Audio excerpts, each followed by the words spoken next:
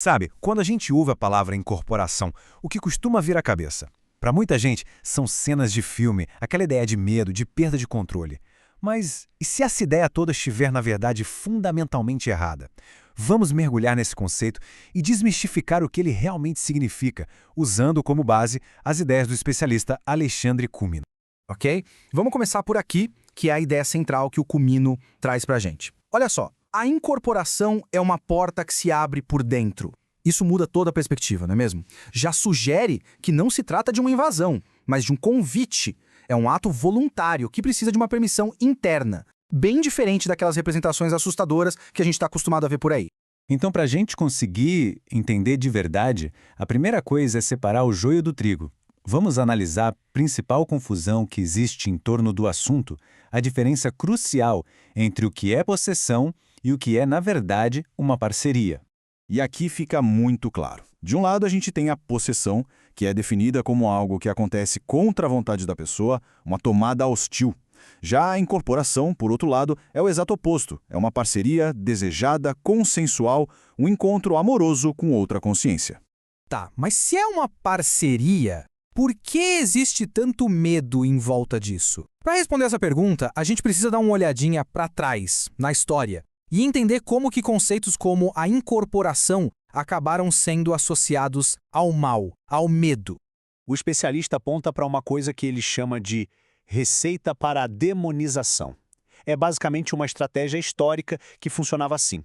Uma religião dominante encontrava os deuses de outra cultura e, para se impor, redefinia esses deuses como demônios. Com isso, claro, criava um legado de medo em torno das práticas espirituais daquele povo. O caso de Baal é um ótimo exemplo disso. E isso nos leva a um caso bem concreto, Beelzebul. O termo original, Baal-Zebul, era na verdade uma forma pejorativa, quase um xingamento para se referir a um deus que tinha sido abandonado, que não era mais cultuado. Ou seja, o ponto aqui é que não era um nome de um ser maligno, mas sim um rótulo usado para descredibilizar a fé dos outros. Certo. Agora que a gente já desconstruiu um pouco esse medo, vamos reconstruir um novo entendimento. E se a gente olhasse para a incorporação não como algo a ser temido, mas como uma tecnologia ancestral? Tecnologia ancestral é um termo fascinante, né? Ele define a incorporação não como uma anomalia religiosa, mas como uma ferramenta humana, uma tecnologia para a transcendência, para a conexão que é praticada, olha só, muito antes de várias das religiões que a gente conhece hoje em dia. E aí fica claro que não é uma prática isolada, de um lugar só. Muito pelo contrário.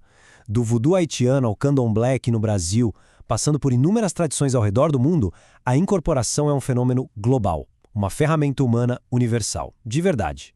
Ok, mas como é essa experiência por dentro?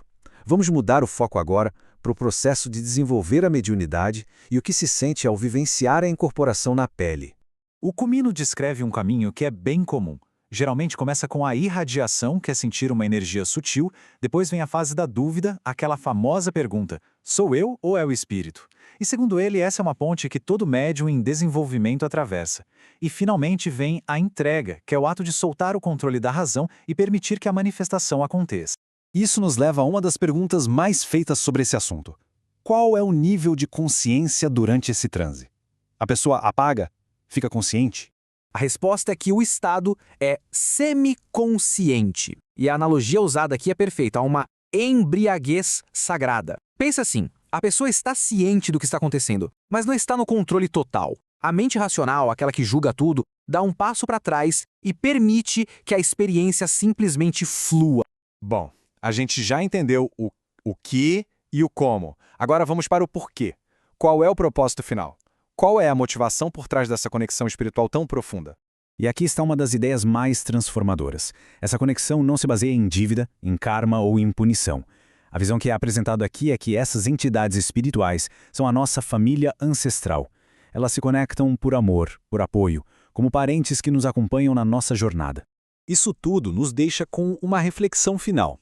Se a espiritualidade é uma conexão que vem de dentro e a incorporação é uma porta que se abre por dentro, o que significa, então, para cada pessoa escolher conscientemente abrir essa porta? A resposta talvez esteja na nossa própria intenção e no amor que nos cerca.